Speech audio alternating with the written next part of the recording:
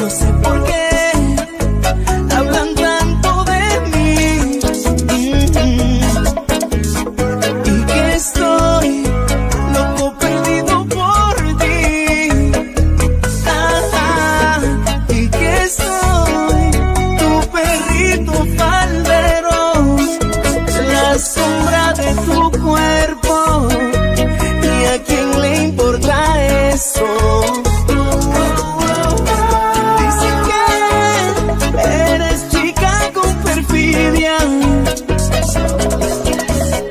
Y que yo soy un hombre masoquista, que tú te burlas de mí,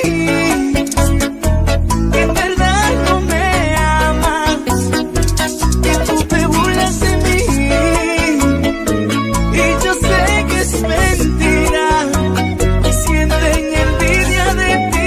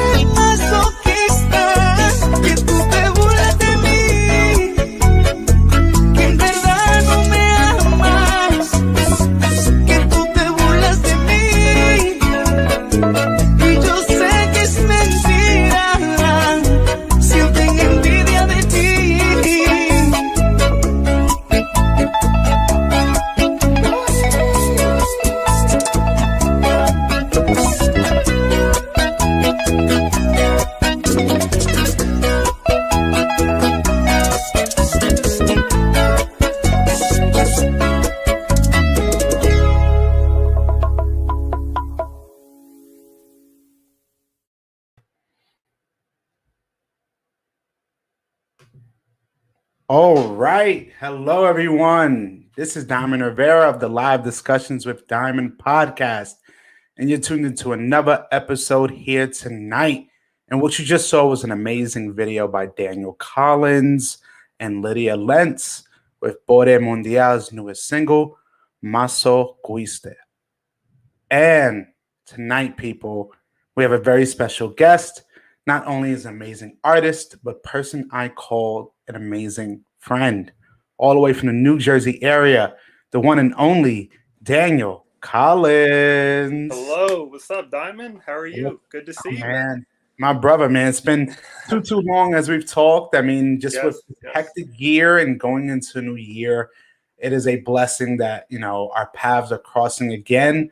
My brother, before everything, as you asked myself, I've been doing well. I'm content. I am thankful. I'm blessed, especially having this type of platform that allows me to have people like you and having a chance for us to really celebrate your success from the past, present, and towards the future. And, you know, now my question to you is, how have you been this past year? I am doing well, Diamond. I'm very thankful that I'm healthy. I'm happy. I've been able to dance a little bit with Lydia, like you've seen in the video. Thanks for sharing that, by the way. Shout out to Lydia, who's now in Spain as of last Mm. Friday. But I'm doing well. I'm still working, dancing, taking lessons when I can online, as much as possible, staying safe. Also, just even before we get started, I just want to say I'm Mhm. very happy to be here. I'm happy you invited me. I'm happy you put your trust in me to be on your platform because I know you put so much work into this, and I really appreciate that. So, thank you, Diamond, for having me Thank here. you. I mean, me and you have known each other for so many years. Even me knowing you before you were a teacher, you really Hmm. social dancing, and even being one of those people. I think years ago, even saying like, I really think you should be teaching after a while. And Hmm. kind of years later, seeing the work you've done at the Baltimore Congress and other events, even you at one point going over to Spain to bachata and those events. At many points. Yes, I mean, for me, I would say is that I'm really proud because you being one of those examples of a person who really is a student of the game, of not just taking a few classes here and calling yourself an instructor, but Right, really right. taking the time to appreciate the scene, appreciate the community, learning from different people, Hmm. traveling Absolutely. and really opening your eyes, and to have a person from the tri-state area that has really become, in my eyes, a really uh, technical and really solid teacher in my point because in my opinion, especially in New York, there's so many dancers. It's really hard for people to stand out, and especially in our bachata Definitely. Yeah. community, which Yep. is still technically fresh as a Right. It mid is. 2010s, really, if you Hmm. can say, especially in New York or in the tri-state area, having teachers that people really feel they can learn from, not just about the combinations they can learn, but the Right. Right. technicality and foot Yes. placement, weight Mm. transfers, everything goes into it. So All the having best a person things. like you, that knows a lot, and just also the way you dance. I think what I love is that even as a filmmaker myself, who has filmed you many times, I love is that with many follows that you dance with, I really Mm. feel like you study them and you know how to dance with them. Mm. If that makes sense, because It does, of course. there's so many dances you see people, they're just sometimes overcompensating. Hmm. And for me, what I love is that I feel like you take each and every follow on an experience. I You know, try to. yeah, Absolutely.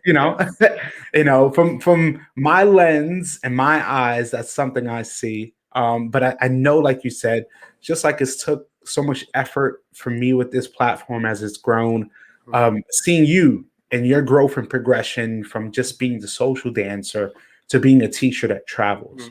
Hmm. And as I start with all of my podcasts, with every one of my guests, we of course will celebrate the art and the success that you've had currently, but I think it's so much more important to understand the artist before dance, before the success.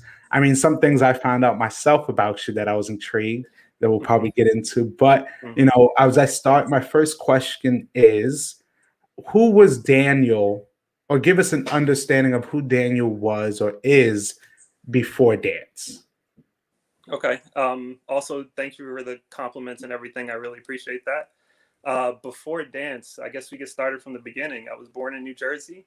Um, my parents are amazing, and I guess I'll get into that because they're a big part of who made me, what I Yeah. am now, and who gave me the potential to be what I can be, even in the future. But I was born in New Jersey. I lived in different places because my dad was in the Air Force. Mm. So we moved to Italy when I was around first grade, and to Naples, Italy, and that was really really cool. Wow. Really an experience, very different from here in different ways, and something that I appreciate because it helped me become who I am. All these different experiences Hmm. in my life. So we lived in Naples. I went to an American school there, so I spoke English and everything, but I've learned a little bit of Italian here and there. Okay. So I speak some. I understand a lot. I speak some. And I used to love like playing sports. I played soccer when I was in Italy. I played Mm. baseball when I was in Italy. I did martial arts. I really enjoyed all of those things, and uh, everything but soccer I continued with as I went Hmm. on. But of course, soccer was a big thing there, and I love that too. Just something fun. When I Yeah. used to play sports, we used to play in what's called Carney Park, which was the inside of a volcanic crater, which was pretty fun. Wow. So yeah, it's just something that you can't get like in the United States, something special there. So yeah, I lived in Italy for about 3 years and moved to Virginia. Um, Everything pretty normal there. I continued with martial arts. Dancing didn't start till way later. Of course, I'll get to that. So I lived in Virginia for 4 years, and then we moved to Delaware. Went to the University of Delaware, and at that point, things kind of started with dancing a little bit here and there. So I guess my first experience with dance was in ninth grade gym class, and we had to come up with a choreography. This was our assignment for that week or that couple weeks. We had to come up with choreography, and I knew nothing of dance at all. And our group was struggling. I had a friend from the baseball team there, and he had a couple moves, and that was pretty much it. And our teacher assigned us, or she gave us some girl who was like a hip hop dancer, and it was so much fun because she whipped us into shape, gave us some choreography, we added some to it, and we had a blast with that.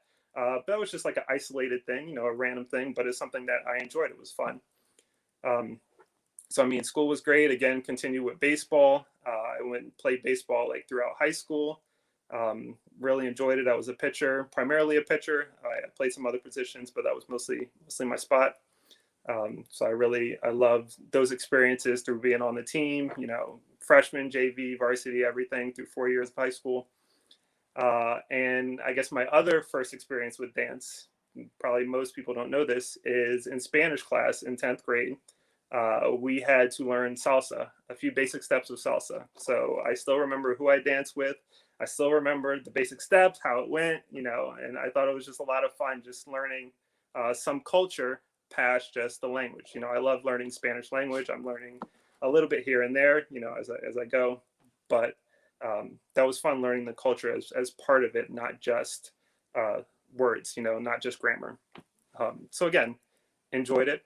I had a good time. College, I went to University of Delaware again, and I didn't really start dancing at all until the end of college. And the reason I started was because I used to watch So You Think You Can Dance with my parents. We used to watch that, every week it was on, and I really liked it. And I was like, okay, so I have some time in my schedule. I did mechanical engineering in college, so I didn't really have a lot of time. But in my last semester, I had some time. So I said, all right, what classes can I take that would be something fun that I didn't have the opportunity to take before? And ballroom was one of those classes. And I also took Tai Chi and swimming in that same semester. They were all like 1 credit classes.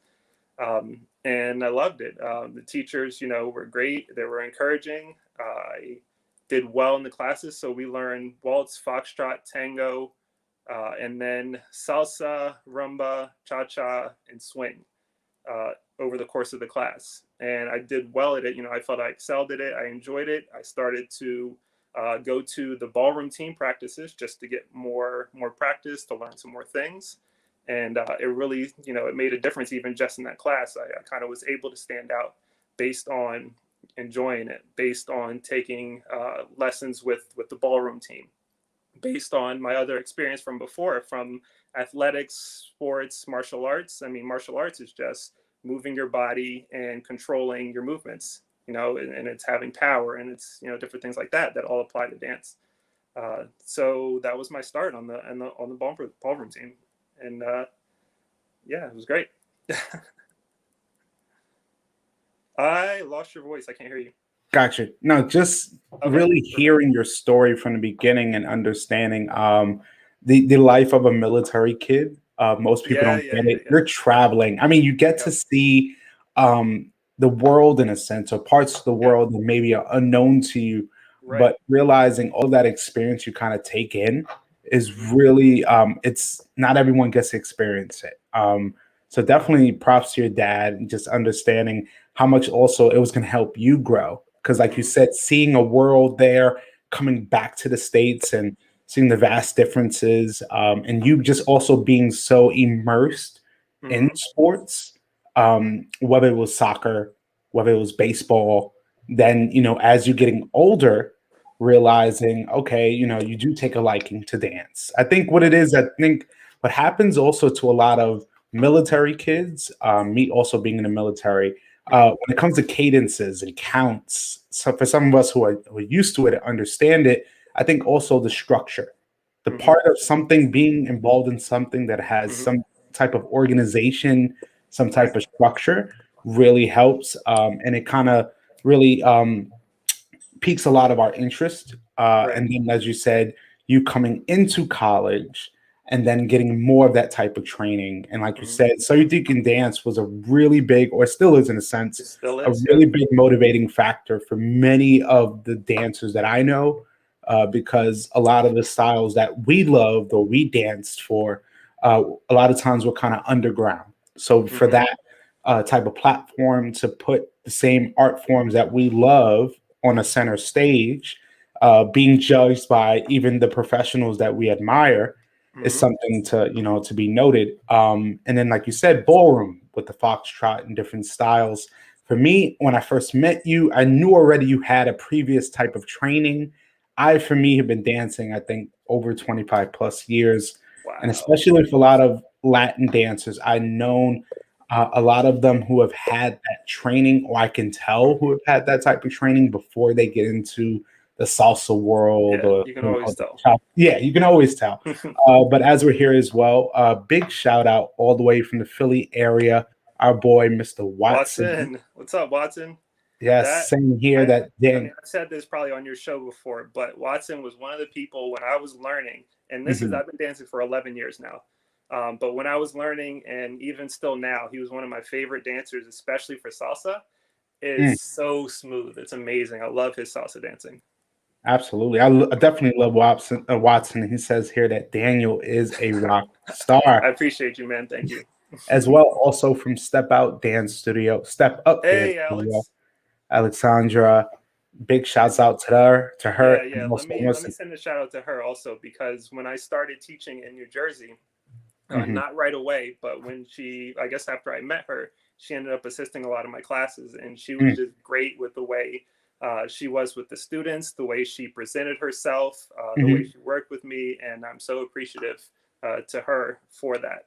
So thank you, Alex. Absolutely. I mean, you really see how the our world kind of comes full circle. I mean, Hmm. especially as most of us start out, and the people along the way that we remember, and then full circle, they're still there and Hmm. motivating us, and we also now dancing alongside them.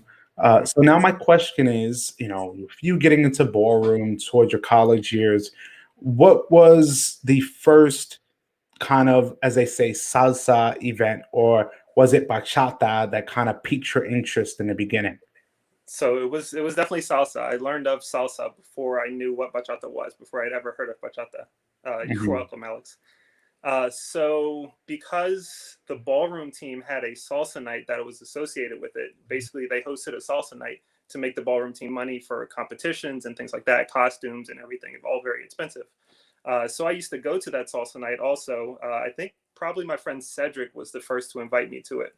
And I said, I'll go. It sounds like fun. Try it out. And I really enjoyed it. Again, the culture of it, and that's kind of something that stayed in dance as I've seen, throughout the years. The culture was very friendly, very welcoming, very just go in, have some fun. You meet some people, you enjoy your time there, and that's it. So I would go to that salsa night. So I started learning salsa, very beginner steps, just on one, and from that I ended up joining the ballroom team, and I started to be the salsa guy on the team. And the people who were hosting for the ballroom team, the people who were hosting that salsa night, they said, "So you're our salsa guy now. You're really into it more than we are. We'd like to retire positions as hosts of this event. Would you like to host it?" And I mm, said, "Yeah, I would like to." So part of that process was me going and taking classes from Joe Figueroa in in Delaware, and I just continued that. It's just something that I loved taking these classes. I loved the way he taught. That he had one concept for 8 weeks, and he built on that concept in different ways. And because of that, I Mhm. was able to remember things, because a lot of times in salsa classes, you might learn a million moves in a pattern and you don't remember any of them afterwards, Yeah. or maybe you remember one thing. So that's just something that I appreciated from my learning experience, my training in salsa. And I was just consistent as much as possible, every single week taking classes. And because of that, I ended up teaching at that social. So I started teaching relatively early, maybe around 9 years ago. It was because I was hosting that event. So I was promoting for that event. I was teaching at that event. I was DJing. Uh, DJing with a playlist, but it was good music, I think. I'm biased, of course. Um, and just I was kind of immersed into the salsa scene through that. I started Mhm. going to Philly Yeah. to experience higher level dancers, different people, and to meet more people, take more classes and things like that. I went to South Jersey to Stardust and to Atrium. And hey, Naomi, she is a killer salsa dancer. Love dancing Oh salsa yeah. with her. It's been way too long now. Definitely big ups to Um, Naomi Wilson. yeah, so I ended up hosting this event, and just through that, I loved it. I was in it, and bachata started to be a bigger thing. And it was funny because the first time I took a bachata class, it was at the Reef in Philly. And I still remember one of my first two partners in this class was like, "That's a ballroom frame. Why are you dancing like ballroom?" That's all I know. That I told honesty. her that. I saw her. I saw her like years later, and I told her that, and we had a good laugh about it. But yeah, it was with Joe and Mariana, who's an amazing Mhm. dancer also. Still, like, over the years, still amazing. She's still killing it. Salsa, bachata, ballroom, whatever. She's great. So through that, I said, "Oh, I like this. This is fun. I can do more with this." Um, Thank you, man. I appreciate that. I'm not sure it says Facebook user, but Yeah, we're that's gonna okay. figure it out because it's always happens. Even Okay. those really sentimental That's ones. such I a don't nice know if they want to be comment. ghosts or I don't know if it's a private, but we're gonna figure it out. But Okay.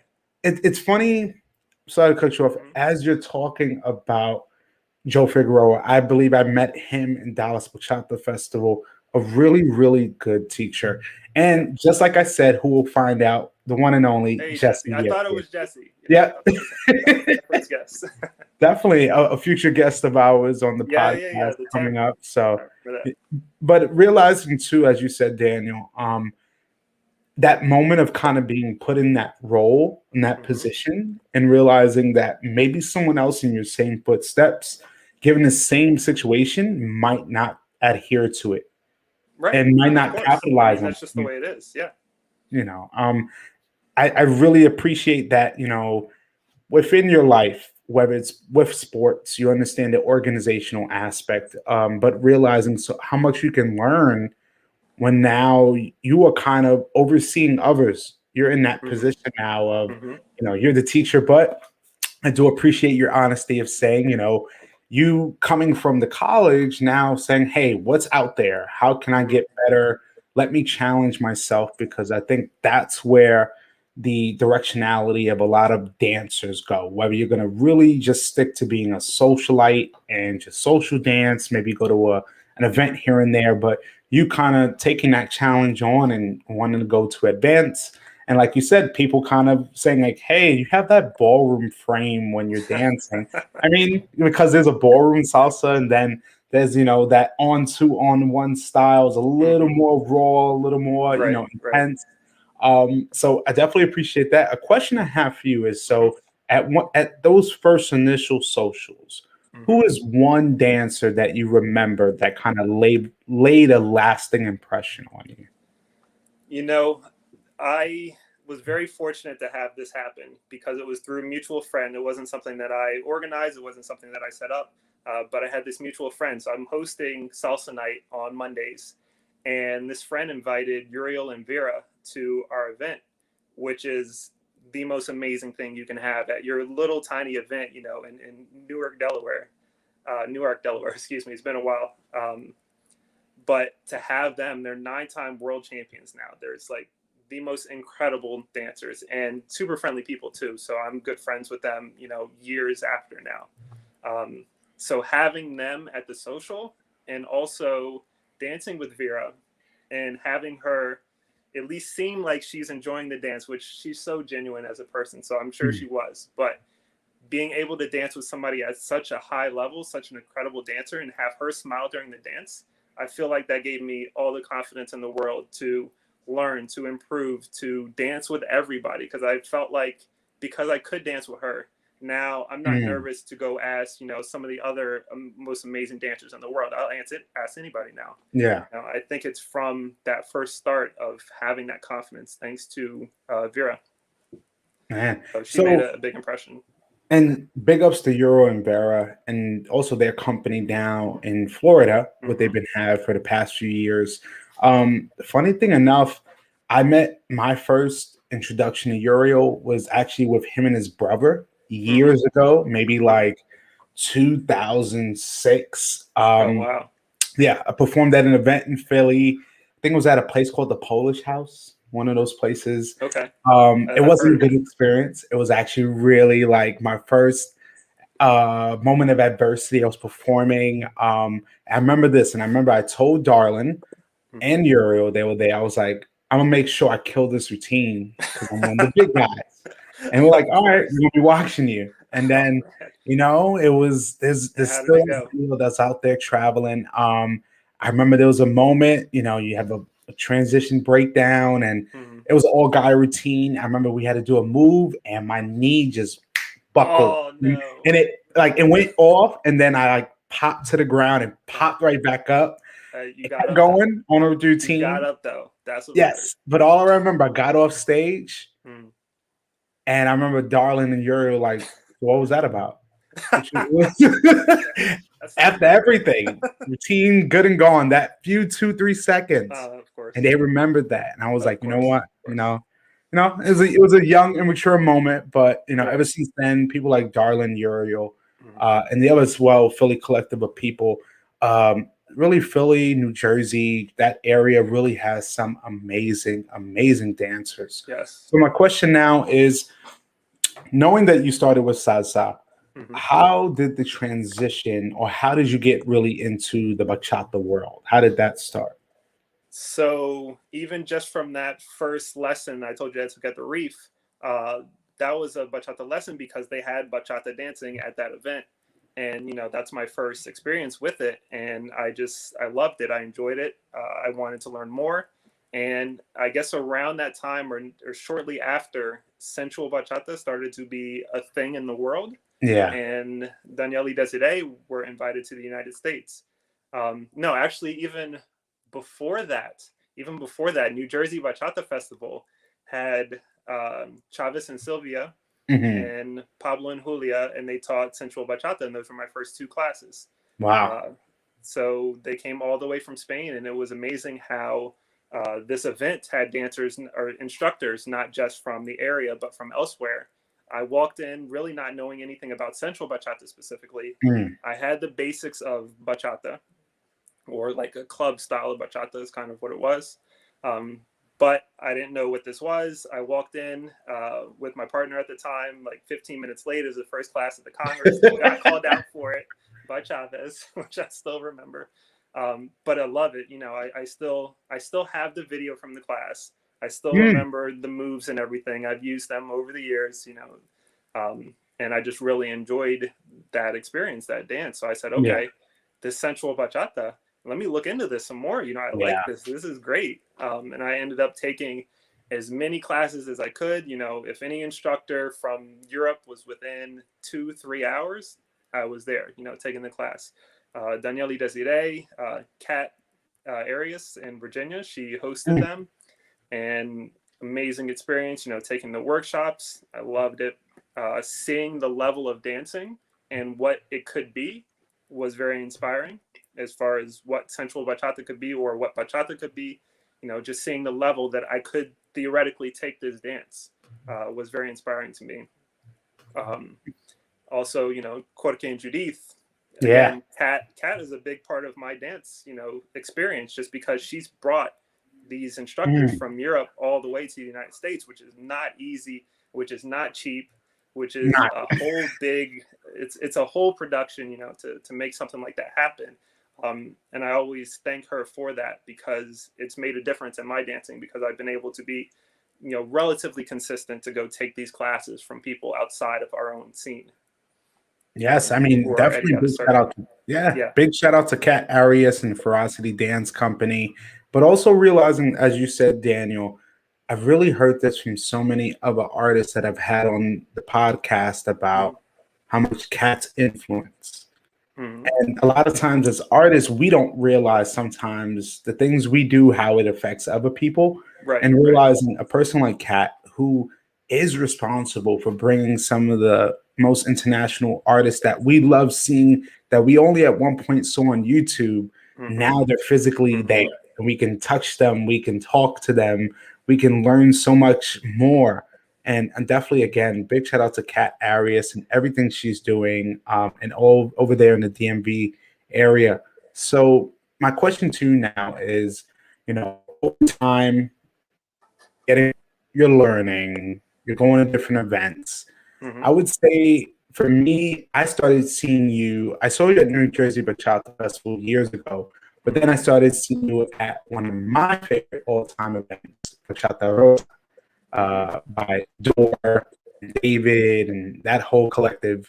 So, what was those experiences for you? At, I would say, the legendary Bachata.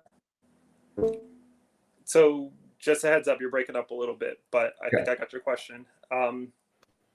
So I ended up moving. So I was on the ballroom team for 4 years, and I ended up getting a Mhm. job in North Jersey.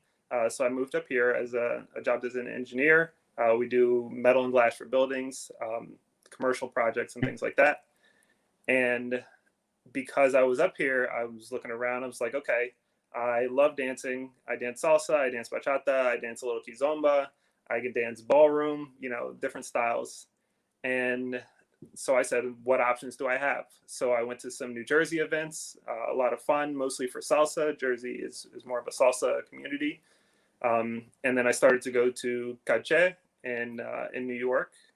And you're frozen now, so I'm not sure if, are we still good? I think I lost you. Now, let me pause for a second. I don't know if everybody can hear me, but I lost Diamond, and it's only me. Let me see what's going on in the chat. Can you see video? I see myself in video.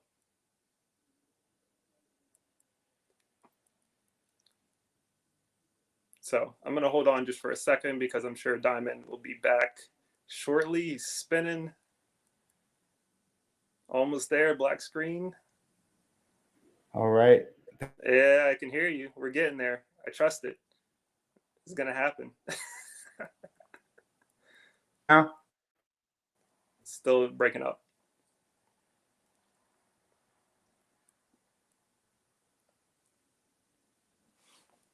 So I don't know if you can hear me, but I can't hear you or see you. We have a black screen on where you should be. We'll give it a minute, because I'm sure he's fixing it on his end.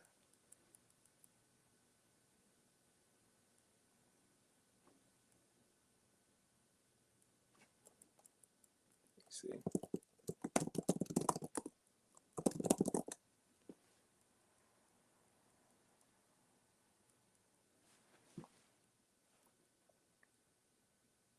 Oh, it's me again.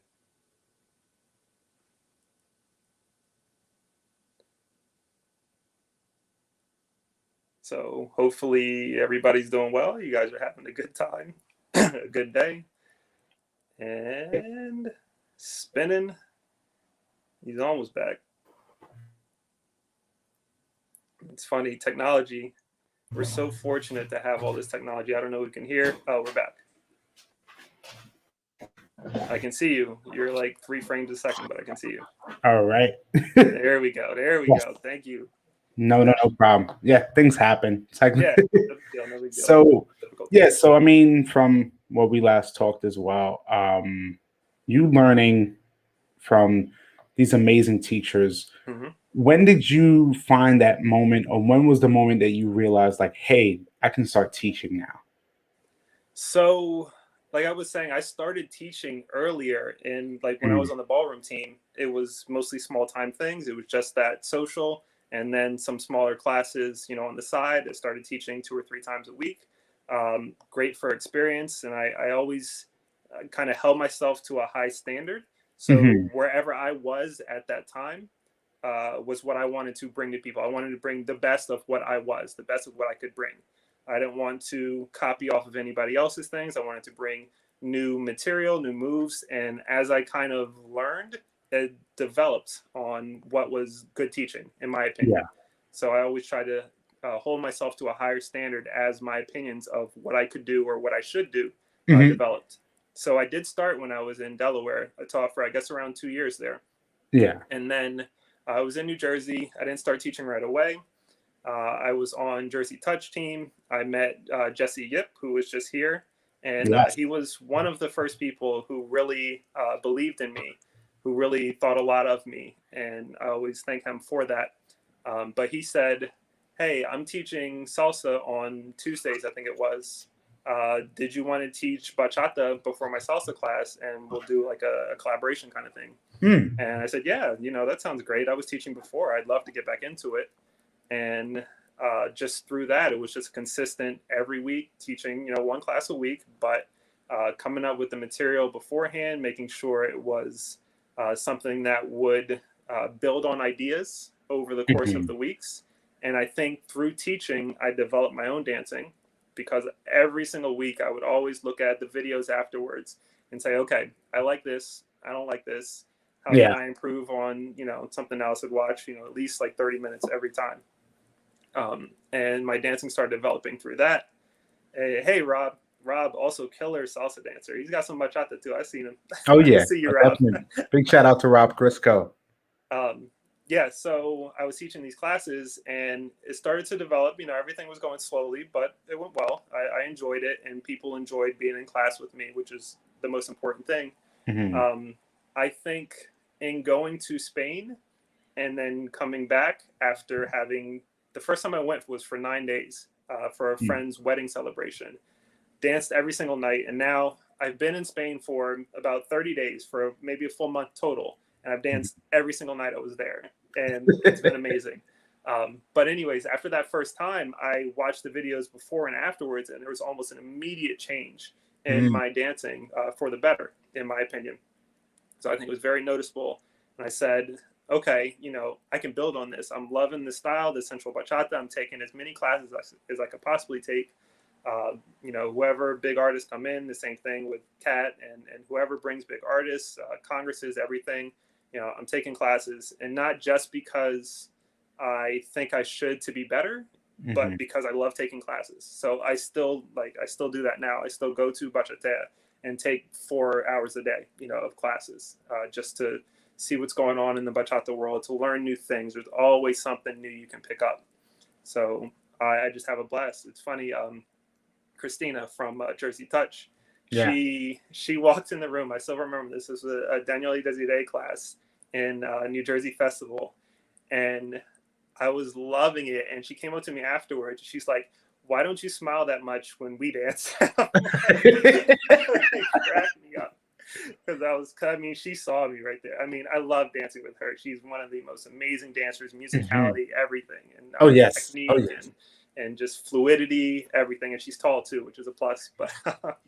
That But is yeah, I'm something. loving Yeah. it. You know, I'm That loving is something we'll get into. That is a question I it. definitely have because, Okay. and it helps me segue into the question Mhm. I had before that we had the technical difficulties was, Yeah.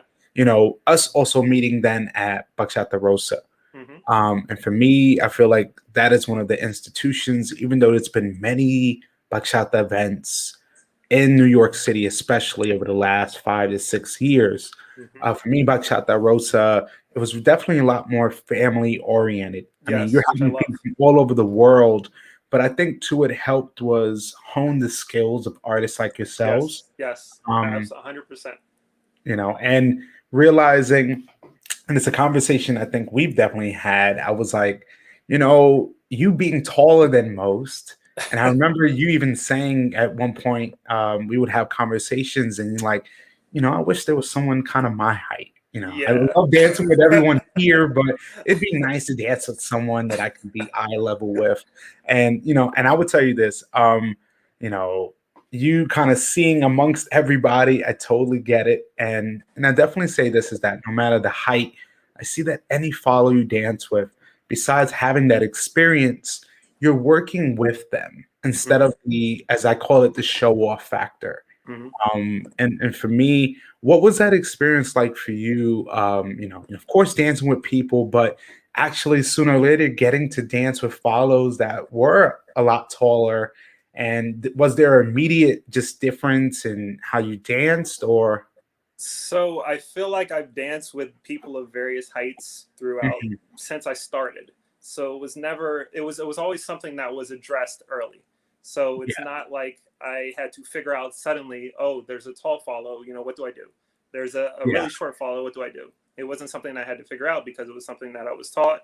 Like even in ballroom, you're taught to change your arm angle, but not to ever compromise your frame, your posture, hmm, none of that ever. Your head, because you can be have a great posture, but then your head is down and it looks terrible, especially if you're tall.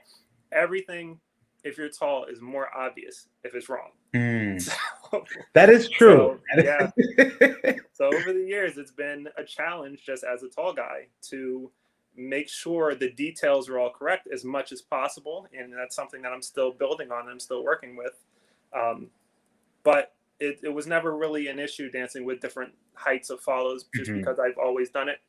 I've learned how to, and it's fun dancing with just different people. I'd rather dance with a lot of different heights rather than the same height always.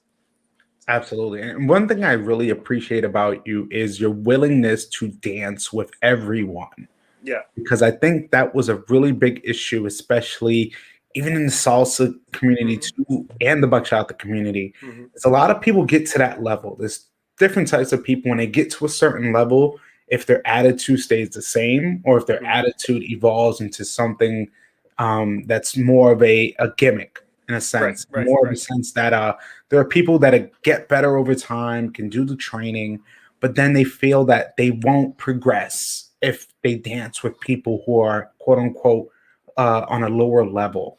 And those are conversations I've had with many artists. But again, I appreciate that I've seen you over the years, your willingness to dance with anyone. I mean, literally, I've seen you even from the filmmaker's side. I've seen you like, dancing 3, 4 songs in a row, and you already feel like, all right, I got some time to myself, and boom, somebody else just wants to dance with you. And I just see you go for it. And that's something I admire. And a question now Thank that you. I have is, as you're progressing, as Hmm. now you're becoming, now you're a teacher within the bachata community, from just people admiring you and saying, wow, look how amazing he dances, now being that instructor, now having that responsibility of teaching a new generation of Hmm. dancers. What was that experience like for you now becoming a traveling performer, a traveling artist, and going now to different events, not just as the student, but now Hmm. also as a teacher? So I guess it kind of progressed, not slowly, but just gradually, I'd say. For example, I started to be invited to, thank you, Naomi. I started to be invited to teach like in New York City, or another a big event that I'm so thankful for is Jose Big Boy Bachata's events at Stardust. He was one of the first people who said, I love what you're doing. Thank you. He said, I love what you're doing. He said, you're always working on it. You're improving. You're professional. You're dancing with everybody. I'd like to have you at my event. And I'm so thankful for that, because that's something, a big event where I can meet a lot of people, where I might have 50 people or 100 people in my class, which is awesome. That's great. So people see me, and it's just, the culture at Stardust is such a friendly one. So I love going there. So Stardust is, an hour and a half away. And now Raj Moore from Baltimore Congress, he took one of my classes. I knew him from before, from my days teaching in Delaware. Hmm. He said, I like what you're doing. I'd love to invite you to teach at my Congress, 3 workshops. And, I was so fortunate for that, because again, if I have these challenges to teach at bigger events, to do bigger things, then I always push myself to bring the best I can, Yeah. bring whatever I can, the best of whatever it is. It doesn't matter, but to give people the best experience possible in a class. I want them to have fun. I want them Mhm. to learn technique. I want them to sometimes not even realize they're learning technique, but Yeah. still get it. And I want to have new moves and things like that. And I want to also one of my big things I just want to for everybody to know. I love for classes to be 50-50 as far as leads and follows, because one thing that frustrates me, Mhm. because it frustrates my female friends and my follow friends, is that a lot of classes don't really focus on the follow. And I Yes. think that's so unfair, and I see it too. And I'm a lead, so it doesn't matter to me when I'm taking the class, but it matters to me because the community is leads and follows. It's not just leads, you know. So as much as possible, I always try to watch what the follow was doing in a class, or listen to what the instructor was saying that the follow should be doing, or what the follow instructor was saying that she should be doing, or the lady should be doing, or men follows, doesn't matter. Um, so I always try to do 50-50 for leads and follows, sometimes even a bit more for follows. Like, for example, I had a class at New Jersey Festival, and we said, okay, let's do this kind of backwards. Let's say the leads will learn some moves. That's fine. But the class is going to be focused around how the follows can know how they can style, and how they can take cues from the lead and use those cues to style in a dance. So that was the whole concept for the class. And I was so fortunate for that class to have Lydia Lentz, who we saw in the video, because she's such an amazing follow, and she's such a great stylist in her dancing, that she really added to that class. And I think people appreciated that kind of backwards perspective, which shouldn't be backwards. That should be a standard thing, but I like to bring kind of concepts like that as much as possible. So I love being invited places. Thank you, Raj, for inviting me to, and Dola, DJ Dola, to invite me. Hey, Jessica. She was actually in, I believe, my first class at a Congress. Uh, no. My first class with Lydia at a Congress, at Baltimore Congress. She was there, and she gave me some really nice feedback that I still remember and appreciate. So thank you for that, Jessica. So yeah, it was. I can't hear you. Are you still there? Yes, I am still Okay. here. Yeah, so I love being invited places. Mike Gill, I saw him on earlier. I don't know if on here, but I saw him online earlier. He invited me to New Jersey Congress, and I love teaching there. It's just a great community, and I love meeting different people and dancing with different people. Like you said, I'll dance with anybody. I don't believe I have ever said no to anybody asking me to Mhm. dance, unless I was injured or sick or really, really had to go. I don't think I've Yeah. ever said no to anybody, unless it was some big reason. So I think that's the culture that I like to present, that I like to Mhm. share with everybody, that I like to promote, because I want other people to say yes to dances, assuming everything is safe dances, and, everybody's respectful and all that. But that's the culture I kind of want to keep in Mm. the scene, that I see in the scene, that I want to keep it going. Absolutely. And here we have a comment by Jessica DJ Taylor saying, of course, we need more teachers like you in the scene. And I totally 100% agree, because what I love is that as a teacher, your responsibility of teaching your students not just choreography, it's not Mm-hmm. just about the steps, but Absolutely. understanding the 100%. reasoning of why Yes. these steps happen. Mm-hmm. And also seeing, like I said before, the saturation of so many dancers that then quote unquote become teachers. I Mm-hmm. think that's been a real detriment. I feel Mm-hmm. that for many years that's gone unchecked on, because I've seen in the last few years of people literally taking classes maybe 3 months, 6 months, maybe even a year, Right. and automatically become teachers because a Right. group Right. of their peers feel they're ready. But Right. for me, in my experience, that's not always the case. Right. And realizing too, like yourself, you being one of those teachers that is open to dancing with anyone that asks, Mm-hmm. because also you understand that giving them that experience, you never know the motivation that leads behind it. Right. And Right. as Right. they see the person they admire, or they paid 10, 15, $20 for a class and Mm-hmm. learn something from. and now having that opportunity to actually dance with you for a few moments, Right. I think that's really special. So my next question, or Hmm. one of my last two questions before we get to our closing segment called the randoms, is my first question is going to be, so over the years, you've been able to train, you've been able to travel, you've been doing your work, of course, with Lydia and other partners Hmm. along the way, and really COVID happening and Hmm. hitting us last year in the beginning of 2020.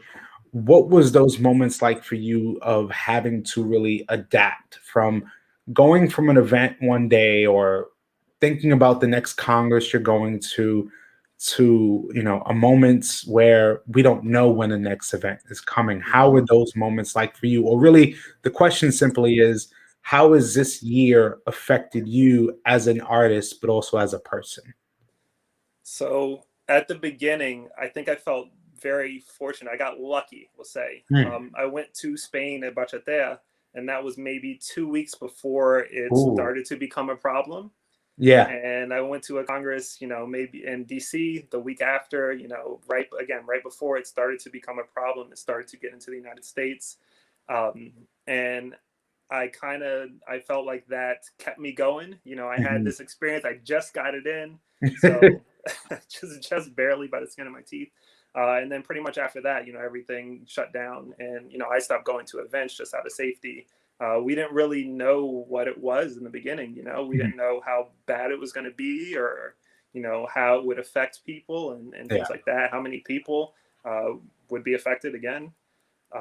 So in the beginning, it was a little frustrating just because I had some really nice things lined up that I was looking forward to, like, for example, Baltimore Congress.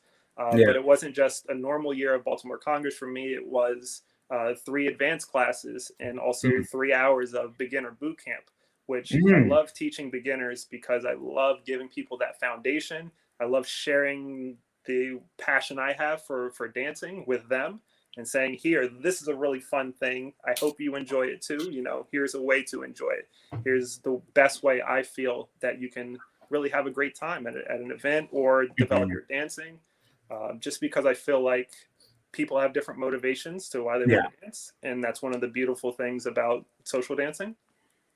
So I want to give people the options of saying they can become a teacher eventually because they had this foundation. They can become a performer because they understand the technique and stage presence. Even though my class was mostly focused on social dancing, I still Yeah. want to give people these options. So I love being able to set that base as much as possible for people. So that was something I was really looking forward to, and I had Aventura concert that I was really looking forward to. Mm. But I think I was just happy that I've never had COVID so far. Yeah. Knock on wood. Um, I'm happy that my family was healthy the whole Mhm. time. I think I had one aunt who got COVID and she was okay afterwards. She didn't really have a lot of bad effects, and I'm so Mhm. happy about that my family was okay through it.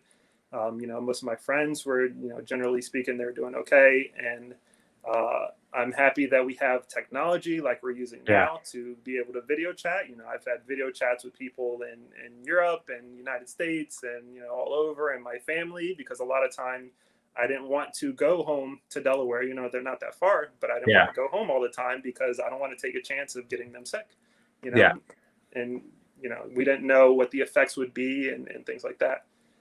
So I don't know if my parents are watching this, but love you guys. I wish I could have come more, but they understood too. So Absolutely. I mean, definitely. So I have to give a really big shout out to people like your mother who works in the yes, hospitals, as well as my wife, and understanding yeah, the yeah, toll, especially frontline workers, essential workers have gone through this past year. And even now into 2021, with us trying to find a sense of some normalcy, and seeing that events are slowly creeping back up. For me, my focus is safety first, yeah. Hmm. and then people will follow. Right. And now my second question, or my last Hmm. question before we get to the randoms, is what is your outlook for the future of our dance community? So what I would like to see, what I would love to see in the bachata scene specifically, it Hmm. somewhat in salsa it already exists, but I'd like to see in the bachata scene more. focus on technique, more organization. For example, there's a West Coast swing scene, which I've only been in, one time even, but you could see the level of organization. They had competitions, different levels. They had, these professionals were teaching very structured classes as far as the basics. And because of that, the skill level is so high. And I feel like we can get to that. Not that I don't love dancing, with everybody of different skill levels. That's what I love doing. I go out and I dance with everybody, I have a blast. But I think things can be better, in my opinion, as far as levels. In the United States, they can match, that of Europe. Europe can improve over time. And I think because of instructors that are coming up, because of organizers bringing in people that are technique focused, it can still be fun classes and things like that. So I think the level of dancing is very new now still.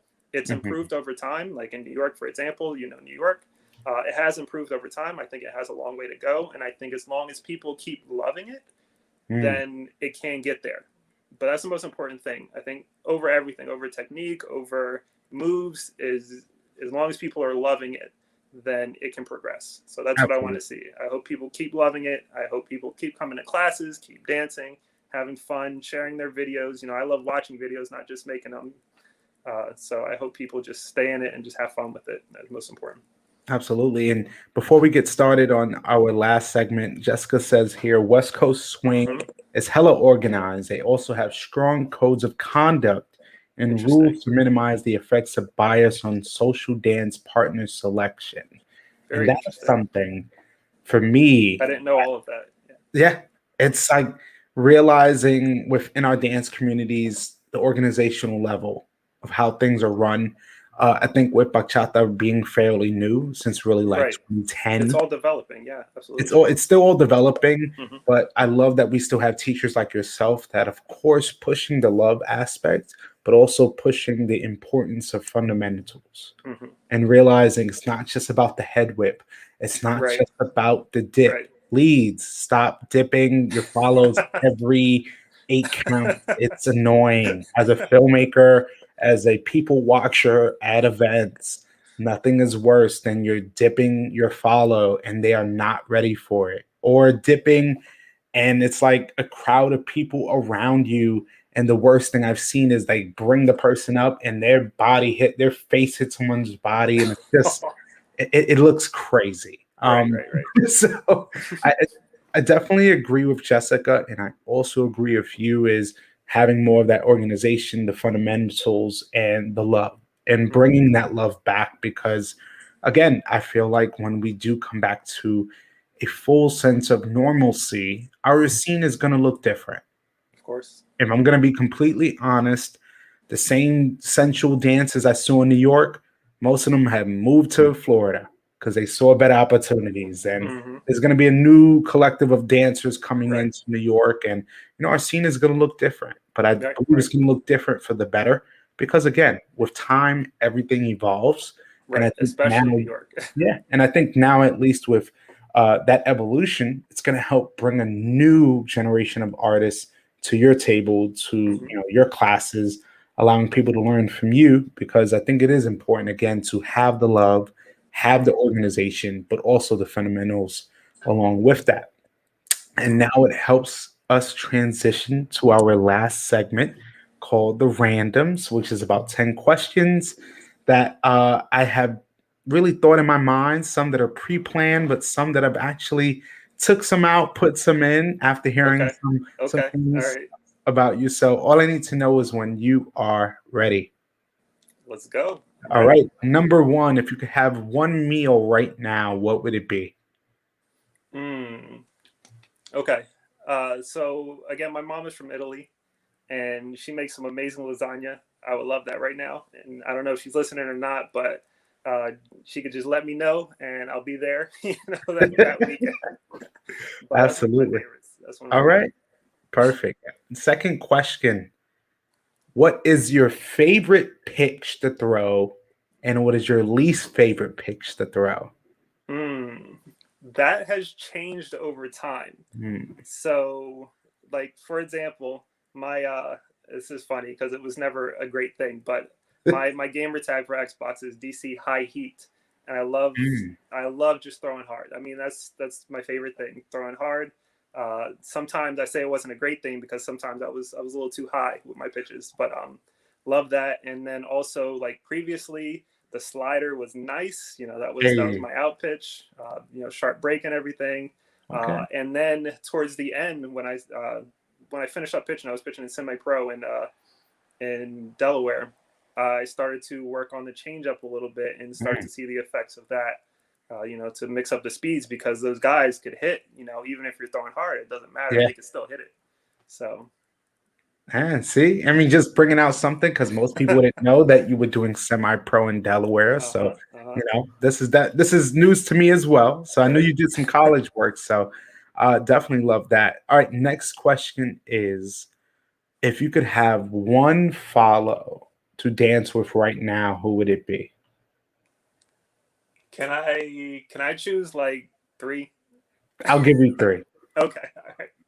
So, all right. So we'll say a couple that I've danced with previously, but not for a long time, and then maybe one that I haven't danced with yet, but I would like to. So the one that I haven't danced with yet, and I'd really like to because she is a central bachata dancer, but she also incorporates contemporary into her dance, which is something that I'm trying to do. I've been working on over pandemic times, before pandemic, taking lessons and things like that. Is Ana of Sergio and Ana in Sevilla, and they're not that well known, but you know, people know them around the world. And I just think their dancing is amazing. And even before socials, I like to watch different videos because it inspires me. When I get to the social, I accidentally do things, you know. And that was one of the couples that I always liked to watch before social to give me ideas and things like that. But I'd love to dance with her. I think she's killer. Another that everybody knows, of course, Desiree, Daniele Desiree.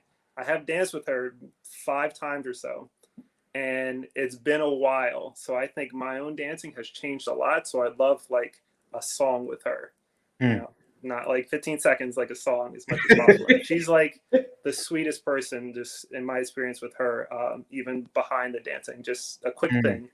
One time in New Jersey Congress, I asked her to dance on a Friday night. It was like 4 a.m. or so. And she said, oh, you know, not tonight. We have to go to sleep. We have a workshop in the morning, but ask me tomorrow and I'll dance with you. And I said, okay, you know, that's cool. It sounds good. And then in the class the next day, she called me out. She said, we're dancing tonight in Spanish, of course, my very limited Spanish. And I'm like, apparently I turned bright red. I'm like, see. But just little things like that, you know, I really appreciate it over the years. And last one, I would say Julia Fernanda, who was partners with Pablo Vilches when I first met her. I just respect her dancing so much. Salsa, bachata, kizomba, everything. I've been talking to her. She like focuses on her training every day of the week, 5 hours a day in the gym, in the studio, practicing. And I would love to dance with her again. I think that would be an amazing dance. Awesome. All right. Next question is, what did 10-year-old Daniel want to be? Okay. So at 10 years old, I wanted to be a roller coaster designer because that was just something that I got into. I used to go to the parks. My mom used to take me like after school on Fridays, you know, here and there when they were open and in the summer. And I loved the mix of arts and engineering. I started to learn what engineering was, and that was just my thing. So that was actually why I got into engineering, why I'm an engineer now, was through that. Wow. All right. Perfect. Wait, so I'm assuming you had Roller Coaster Tycoon as a kid. Of course, man. I remember when they first announced it coming out when I was in shop class. I remember telling my shop teacher. And actually, I have to shout out a couple of friends of mine. One friend is in particular. He's the lead designer of this roller coaster that just opened in Florida, Velocicoaster. And for him to go from, you know, being in the same position as me and, you know, an unknown engineer to being in a position like that to opening this, you know, millions and millions, probably $200 or $300 million project is amazing. So just shout out to him, Deontay Henderson. It's really cool. Awesome. Definitely big shout out to Deontay. All right. Next question will be, what is a huge or what is a big don't for leads to not do when dancing with a follow? If you could give one don't, even though you have many, Right, just one. right. Um, Outside of, let's say, let's not be inappropriate with our follow. Outside of that, of course, that's the most important thing. Mhm. Um, I would say try not to be in her space, because I Mhm. see, especially in Central Bachata, a lot of guys who are like, their frame is all in the Yeah. follow space, and I think maybe they don't realize it a lot of times, but it's uncomfortable. It can be uncomfortable. Central Bachata doesn't have to be like that. Give her space. Yeah. That, and don't be rough with your dance. Try to be as light as possible. They're probably the two main things, two biggest things. Perfect. Next question. Favorite color? Favorite color? Blue. I always like blue, but my car is like a dark red because they Mm. didn't have blue when I first got a car. Okay. Blue And is I love also the my blue favorite car. color as well. All right. Next question is what would be your spirit animal? I would like my spirit animal to be probably, say, a falcon or an eagle or something like that. I feel Mhm. like, for a couple reasons, I feel like the freedom of Daniel for president on that one. Thank you, Jessica. Um, yeah, I feel like the freedom of flying around and, Mhm. at high speeds and things like that is so much fun. But also, as animals go, I feel like they're respected, and I feel like I like to be respected for what I do. So I feel like that would be a good spirit animal for me. All right. Awesome. Next question. What would be your superpower? Superpower. I think I would love to have be all knowledgeable, let's say. Mm. So can learn things quickly if I need to figure something out, if I need to fly somewhere, can engineer it immediately, know exactly how to do things. Or coronavirus happens, I have the cure automatically, things Mm. like that. I think that would be a really cool, very productive kind of superpower. It could be Absolutely. applied in Extreme. different ways. I like the freedom of I mean, that's revolutionary, not just that. productive. So Right. I love that. I It could love be the a way little that's going. dangerous, but Yeah. And I think thanks. it's our second to last Okay. question goes, what is a special talent that many people wouldn't know you have? So I think people now don't really know, other than some closer friends. People before maybe high school times, they all knew. But I always used to draw a lot, as far as like really detailed things, like really realistic type of art. And that's just something that I loved. Again, that I progressed through when I was little. I would stay up late and I would be drawing, and then I would just like it continue at least through high school, where I did some really cool things. So I guess that's part of also why I love art, why I love dance. Hmm. It's just kind of a combination of athletics and art. And, there's concepts in dance that I understand because, lines and negative space, because of drawing and painting or whatever kind of art it was. I loved to draw. My grandmother's been trying to get me to draw something. I haven't done anything lately, so I have to do something for her soon. I but mean, hopefully we can see it soon in a Facebook post or right. Instagram post somewhere. But definitely, I love that answer. And my last question would be, if you could describe yourself in one word, what would it be? I would say genuine, maybe, because I Mm. think what I like to bring, say, to the scene. I know this is a dance related interview. What I like to bring to the scene is what I really believe in. It's genuine when I'm out social dancing with people. If I'm smiling, I'm having a good time with you. That's really that simple. Um, if I say something, is because I believe in it. Yeah. I don't ever say things just to say them, or do things just to do them. Um, so I think that's a good word to describe me. Absolutely. I think you're very spot on because genuine Thank you. is true because from meeting you so many years ago, almost 4 or 5 years ago, till now, I mean, you've been the same person, you've evolved, but even with your dancing, but overall as the same person, that's something I appreciate because a lot of times when quote unquote fame gets to certain people, Right, right, right. things can change. But I'm glad that our community has someone like you.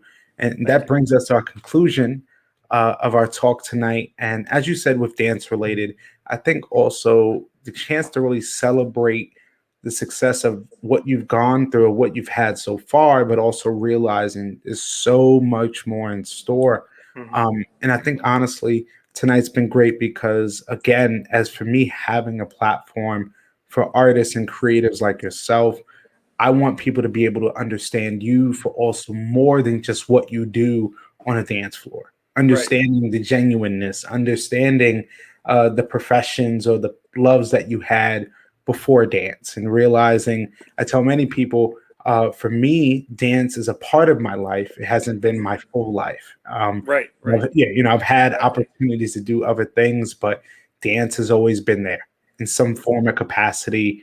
But I think most important about dance, what I love is the connections that I've Hmm. built with Hmm. many artists such as yourself and others, because Felt the same. yeah, it's really for me the lasting relationships and friendships. And for me, having this platform, my focus for the future is still promoting visuals from yourself and other artists, because Hmm. if not me, who will?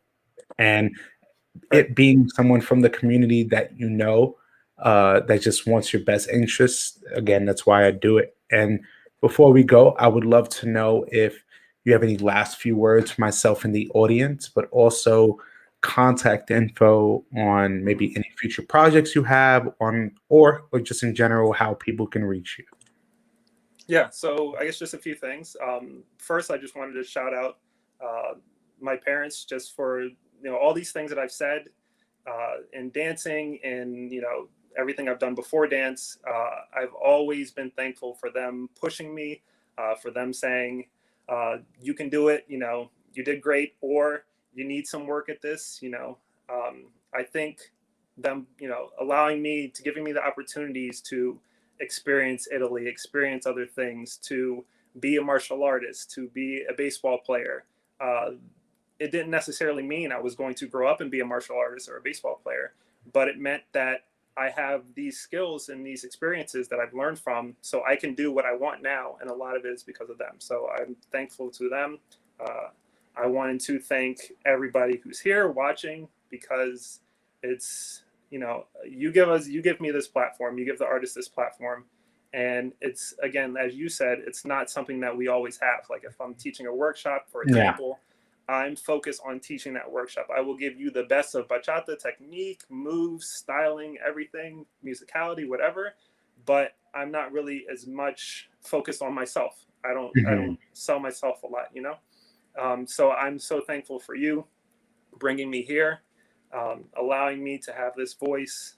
I'm thankful for you, not even just for me, for allowing us artists, everybody, and you're just like consistent all the time. Different artists. And I've seen as you started, what, a year ago, a year and a Yeah. half ago, something like Close, that. close to, yeah, June 2020. So the actual Okay. 1 year is Yeah. coming up. Yeah. I've seen how your production value and everything has gone up, how it's improved your presentation. I'm so happy that you've brought me here. So I wanted to thank you for that. And of course, I love talking with you, just chatting and just being friends with you. So I thank you for that. As far as just a general statement, I would love for people to just hold on as much as possible, to have fun. Dancing is going to come back. It's going to come back strong. I've seen in other areas in the world where it's really come back strong. That's given me more confidence that here, in New York and United States in general, it's going to be strong.